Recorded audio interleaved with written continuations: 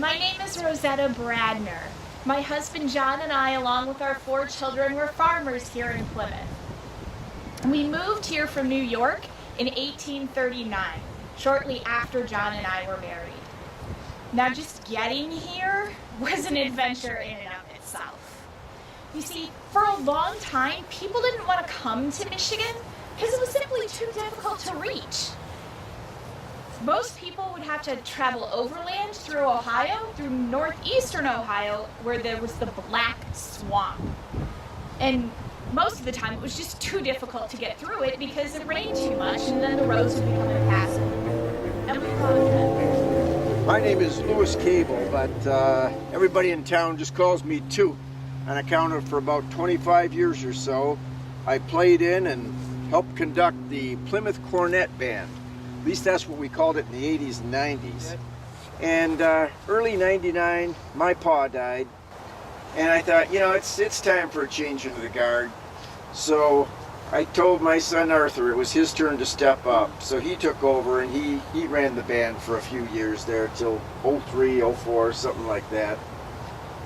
And I continued to play off and on a little bit with them, but it was time for the youngsters to step up and take their turn. Oh, hello.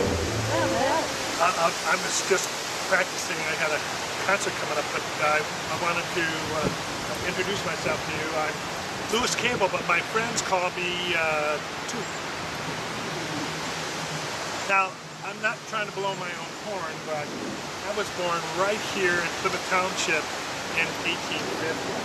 So I'm proud of the fact that I was always from here. Now, I'm not sure when I really got involved in music, but I know my mom used to sing to me all the time. So I had a kind of a connection to music that way. So you'll excuse me if I can't continue chatting with you. I really have a concert coming up and I do have to rehearse, so I hope you have a great evening. They would come downstairs at night and discuss politics. You know who was president in 1871? U.S. Grant, you're right. Former general during that Great War. And yes, they did discuss politics. Politics is what makes people thrive. Now, those schooners of beer. I was known to serve those, and it was even larger than this schooner. They'd be about 6 normal glasses. Now, did they get inebriated once in a while?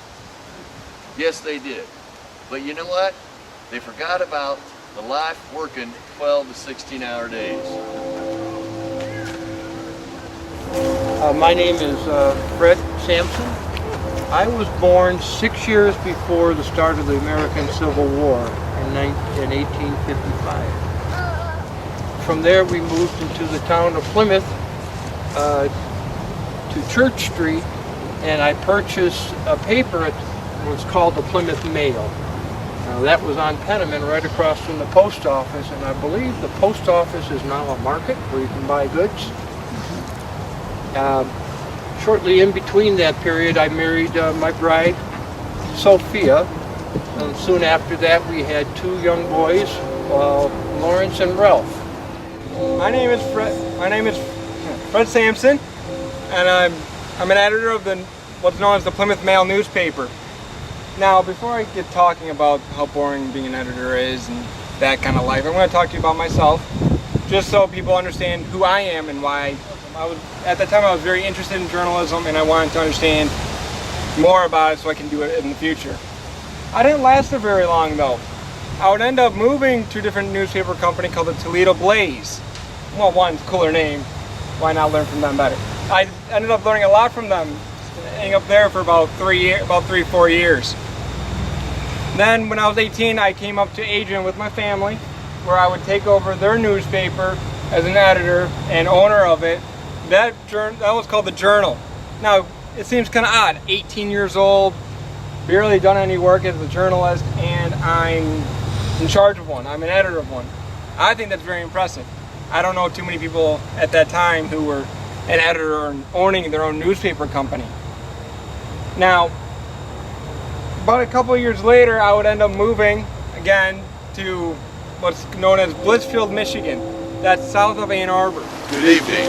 My name is George Wilcox. Now, most of you may know my name for that big, beautiful white house adjacent to our Kellogg Park in downtown Plymouth. You see, before the Civil War, my father and my uncle, both living in Detroit, would drive around midnight under cover of darkness all the way out to a village actually named Ypsilanti. There they would meet at a safe house, meet with fugitive slaves from the South, who would load up in the back of our wagon, covered with straw, and then my uncle and my father would drive them all the way back down to the banks of the Detroit River, and sometimes actually paddle the boat across the river to safety and sanctuary in Canada. Hello, my name is Matilda Burden, and I was born in 1852 in Dearborn, Michigan.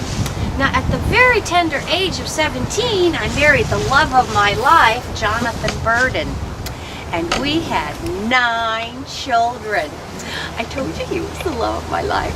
Well, in 1885, we moved to Plymouth, and we lived on Adams Street. Now, I had a very important job here in Plymouth. Besides raising 9 children, I was a washerwoman. You don't look real impressed. I was a washerwoman for Dr. Adair's, and he lived on Penniman Avenue. Okay, I was responsible for making sure that the doctor's underdrawers, I have underpinnings, he has underdrawers, were clean, starched, and comfy. Okay. Here's something to think about. You're going to go to the doctor. You're going to be treated by a doctor and maybe even have surgery. Now, do you really want his underdrawers all in a twitch? No.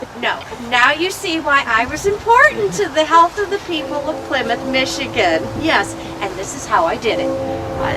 I don't believe we've met. My name is Zarina Penny. Have you all come to my home to sign up for music lessons?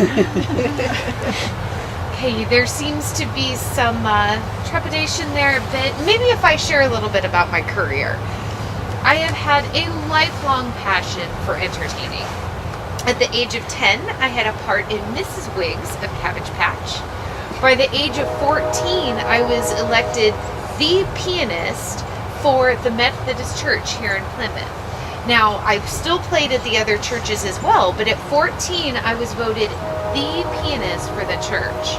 By 17, I was given the opportunity to perform for the Detroit Conservatory of Music and received $10 commission for that performance. Now, I was very proud of that.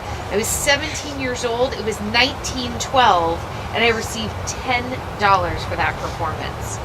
So by the age of 25, I was then running my own music classes.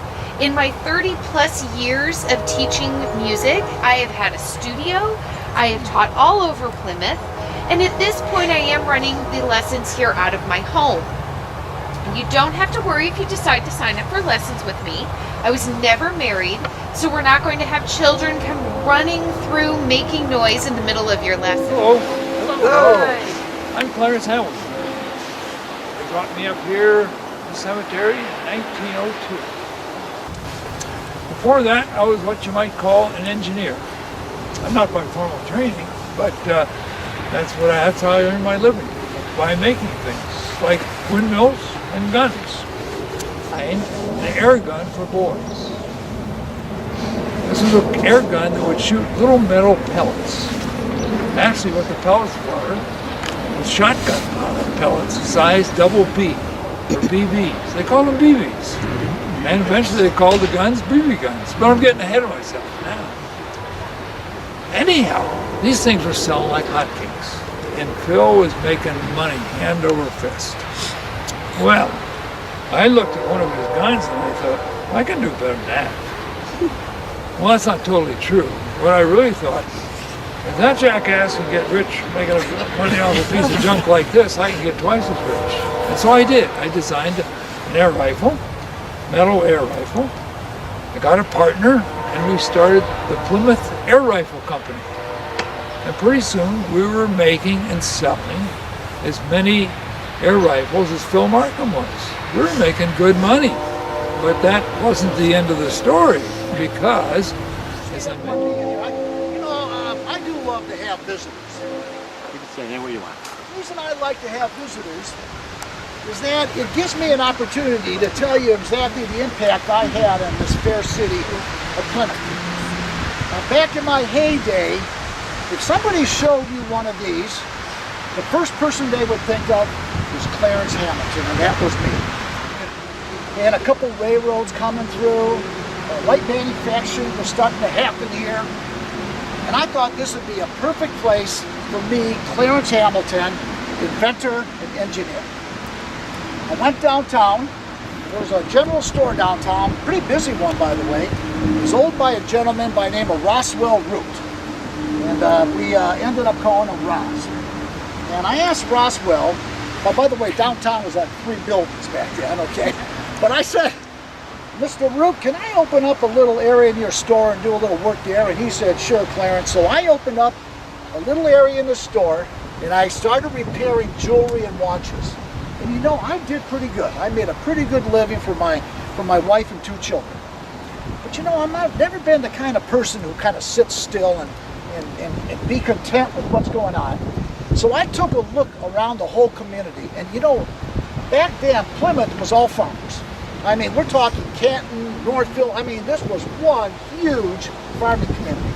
And one thing the farmers had, or should have, was a windmill. And they would use windmills to grind the grain, and they would use them to pump the water. But you know, they were made out of wood, and they didn't last very long. So I came up with a vaneless, all-metal windmill.